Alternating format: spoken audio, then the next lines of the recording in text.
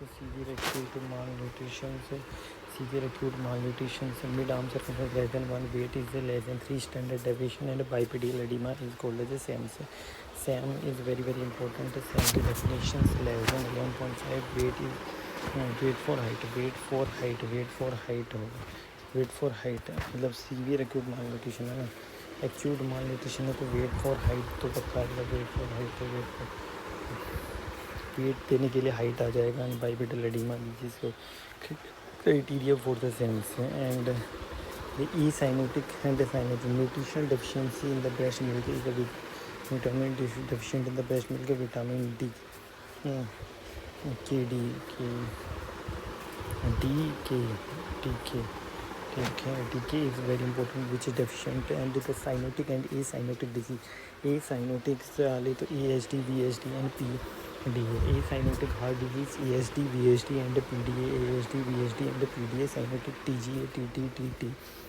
Transposition of grade is total transposition of the grade evidence, that is called as cyanotic and acyanotic. Acute malnutrition and the chronic malnutrition. Acute malnutrition, weight is for height decrease and height for the age is decrease. Height for the height दोनों में common रहेगी, H दोनों में common है, H देखो दोनों, इसका भी हाथ पकड़ रखा है, इसका भी हाथ पकड़ रखा है, ऐसे याद रख लो. Acute malnutrition is very very hyperbilirubinemia, unconjugated the conjugated bilirubins. Nutrition deficiency in the breast milk is the vitamin D and K. Vitamin D and K. Nutrition deficiency in the breast milk. Nutrition deficiency in the breast milk is the vitamin K and D. Cyanotic heart disease and acyanotic heart disease. So acyanotic heart disease, VSD, AHD and PDA. अगर cyanotic heart disease की बात करें तो ये तो हमने पढ़ लिया, ठीक है. Hyperbilirubinemia, unconjugated bilirubin, conjugated bilirubin से, ठीक है. अनकॉन्जुगेटेड बिलिरूबिन में Crigler Najjar and Gilbert syndrome, Crigler Najjar and Gilbert syndrome, conjugated Rotor and Dubin Johnson syndrome से, Rotor and Dubin Johnson syndrome, Rotor and the Dubin Johnson syndrome, Dubin Johnson syndrome से, Rotor and the Dubin Johnson syndrome, Rotor and the Dubin Johnson syndrome से, Rotor and the Dubin Johnson syndrome, ठीक.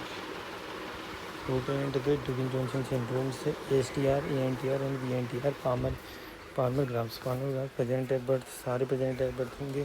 STNR and STNR से symmetrical tonic neck reflex and parachute reflex that are absent in the neck. तो ये पूछते हैं कि which is absent in the neck, which is absent at the birth is parachute reflex, parachute STNR and parachute reflex STNR, ठीक है.